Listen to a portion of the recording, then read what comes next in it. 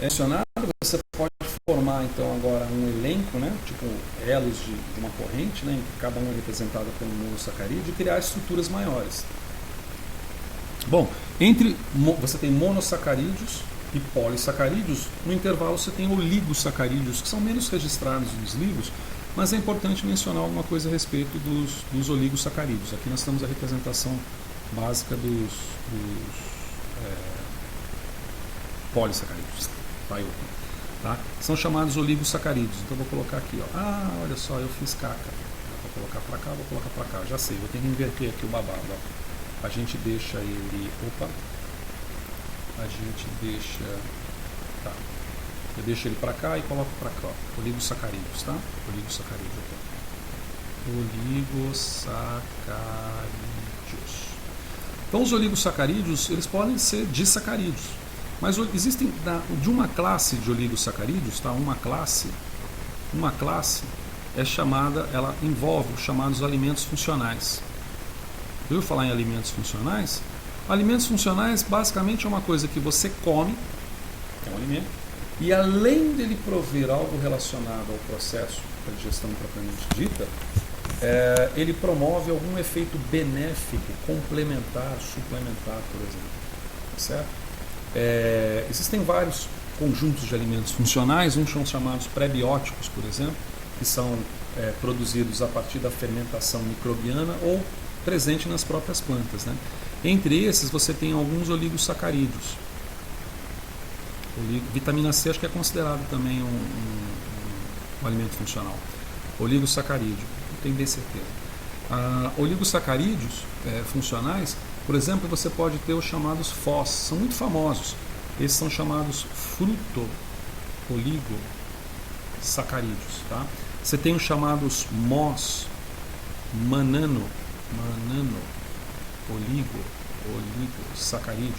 E você tem o chamado SHOS também, xilo-oligosacarídeo. Tá? Os FOS, que são os fruto-oligosacarídeos, são os mais comuns.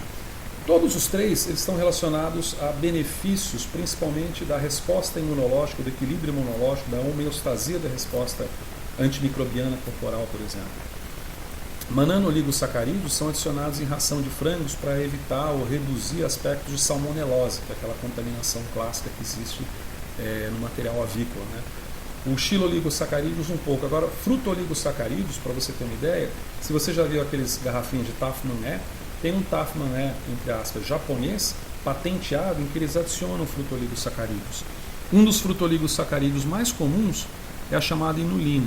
O que é um fruto-oligosacarídeo?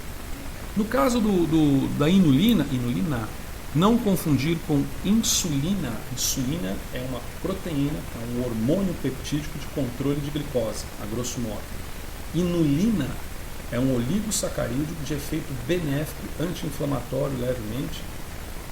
Ainda não sabe direito se ele é antimicrobiano comprovado, mas ele faz uma regulação, principalmente da resposta imunológica, das placas de Peyers que a gente tem relacionadas à produção de imunoglobulina do tipo D, por exemplo. Tá bem? Mas o que importa é que eles são legais, é isso que importa.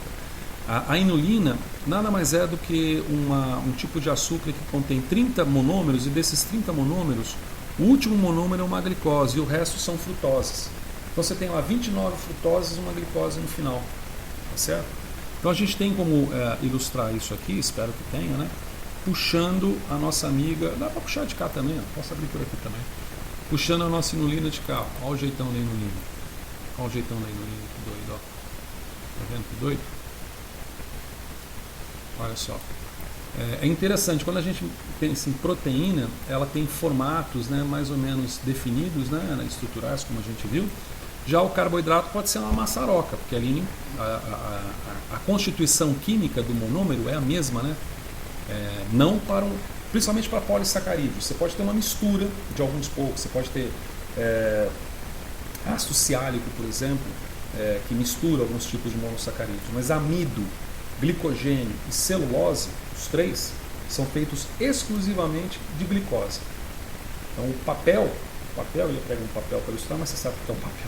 O papel, a batata, a diferença do papel para a batata é que o papel é feito de associações de glicose numa determinada conformação que gera a celulose, no caso do papel. E a batata é o mesmo material que a glicose num polímero que acaba gerando a estrutura de uma estrutura polimérica de fundo energético, né, de uso energético, e não de sustentação, como seria a celulose, que não é para papel, é para deixar a árvore em pé, em poucas palavras. Mas aí você vê frutose aqui, ó, tá vendo? É cheio de frutose, ó, tem frutose para todo lado aqui, ó, frutose, frutose, frutose. Aí num determinado ponto, você vai aqui, ó, num determinado ponto aqui você acha uma glicose. Tá? E essa glicose é terminal, tá vendo? Ela é terminal na estrutura. Acho que se der um comando aqui simplesmente para representação, vamos ver se funciona, é capaz de funcionar, vamos ver aqui no console. Ó. A gente dá um comando aqui no console, a gente dá um comando aqui no console do tipo trace only. Vamos ver se vai dar. Trace only, acho que dá. Ah, não dá, o código é outro. O código vai ser outro, então é mais para proteína que ele vai funcionar, né? Opa. Então, beleza. Então, você tem, então não me interessa também, você só me chateou aqui. Então, você tem a inulina como sendo um oligosacarídeo funcional, tá bem? E você tem também, por fim, os polissacarídeos. Opa, cadê os polissacarídeos? Aqui, ó. E você tem os polissacarídeos. Então, os polissacarídeos podem ser constituídos de celulose, hemicelulose, quitina, lenina. A lenina dá o nome de lenho. Opa, deixa eu colocar aqui no vermelhão, né? A lenina aqui, ó, dá o nome de lenho da árvore. A lenha da árvore vem de lenina, que na verdade tem uma estrutura chamada lignina. Lignina é um polifenol. Tá? E a hemicelulose mistura o polímero de glicose com o polifenol. Já a celulose é pura glicose. E são estruturais, são todos estruturais. Você tem os de reserva, amido e glicogênio. Então, ilustrando aqui esses caras, ó. Amilo, você tem... Aliás, eu não vou ilustrar esses caras não, eu vou jogar isso aqui no próximo vídeo para a gente dar um fechamento de polissacarídeos, tá? Mas veja que você tem nessas estruturas também de polissacarídeos, você tem as chamadas pectinas, ó, pectinas, frutosanas e gomas, que são chamadas fibras, tá? Então, já viu esse conceito, né? Eu vou até mudar de cor aqui, ó. Fibras insolúveis, quer dizer, a celulose é uma fibra insolúvel, a gente não degrada a celulose, né? Já você tem algumas fibras solúveis, como por exemplo frutosanas. Pectinas são consideradas solúveis, alguns livros consideram insolúveis. Quer saber o que é uma pectina? Dá uma dentada numa daquelas maçã Fuji vermelhinha, que você sente aquela espuma na hora que você dá a dentada. Aquilo contém um alto teor de pectina solúvel, tá certo? Isso é derivado do ácido pético. A estrutura a gente vê mais adiante. Aí você tem então nos polissacarídeos as estruturas, os estruturais, celulose, hemicelulose, quitina e lignina, a gente vai ver a estrutura, e os de reserva, o amido e o glicogênio, que a gente vai exemplificar. Então, se você já ouviu falar nesse conceito de fibras, esse conceito de fibras está ligado a polissacarídeos, nos quais as fibras insolúveis estão mais associadas a um fenômeno mecânico de arraste do epitélio gastrointestinal. Quer dizer, você come um monte de porcaria, aquilo vira uma espécie de vassoura fisiológica que varre e, portanto, retira do epitélio, do lúmen intestinal, determinados elementos toxígenos. Muitas vezes bactérias patogênicas. Os autores falam até que é capaz de retirar metal pesado, excesso alimentar, inclusive. Então, as chamadas fibras insolúveis, elas são recomendadas para participar da dieta. No entanto, o excesso delas pode ser também danoso, menos explorado o excesso delas em nutrição. Mas pode ser danoso, porque se ela tem um efeito de arraste, e se ela é um polidroxialdeído, um polidroxicetona, normalmente polidroxialdeído, porque é celulose, né, e derivados dela, ela tem a capacidade de ligação de hidrogênio tão maximizada que ela também pode retirar moléculas de água. Então ela pode diminuir a hidratação de um lume intestinal já comprometido com um outro problema que a pessoa tem. Não quer dizer que tu vai comer um alface e vai ter algum problema de secamento do epitélio gastrointestinal. Você viu onde é que foi parar o epitélio gastrointestinal? No pulmão, né? Porque também não vou ficar em pé para mostrar o epitélio. Mas existe essa relação. E uma outra relação, ela pode quelar metais, não é propriamente quelar o termo, mas ela pode arrastar também alguns metais como magnésio, manganês, cobre e enxofre, que são microelementos que são necessários, né? Mas isso apenas em excesso. Normalmente elas são recomendadas à dieta a um determinado teor. E as fibras solúveis estão muito relacionadas a efeitos também benéficos, muitas vezes para modulação de resposta inflamatória, efeito antimicrobiano, efeito da regulação imunogênica, a série de respostas imunogênicas. Já amido e glicogênio, batata e bife, né?